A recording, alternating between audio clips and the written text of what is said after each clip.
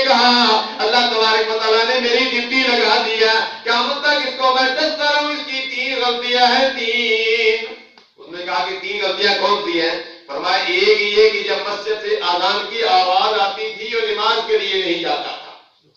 ایک غلطی یہ تھی کہ نماز کے لیے نہیں جاتا تھا، دوسری غلطی یہ کہ اپنے مال سے زکات نہیں نکالتا تھا، تیسری غلطی یہ ہے کہ علماء حق کا دین مصطفیٰ کی طرف اس کو بلاتے تھے، یہ ان کی بات کو نہیں سنتا تھا۔ یہ ہے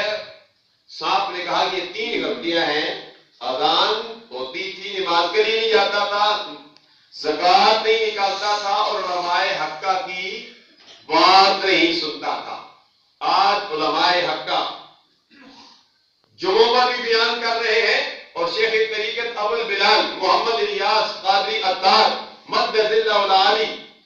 کی سرپرستی میں مدنی چینل پر بھی دعوت دی جا رہی ہے، یعنی سوشل میڈیا کا دور ہے، ہر حوالے سے دعوت دی جا رہی ہے، نماز پڑھو، زکات دو، حج کرو، ہمارے ساتھ کرو، نیکیاں کرو،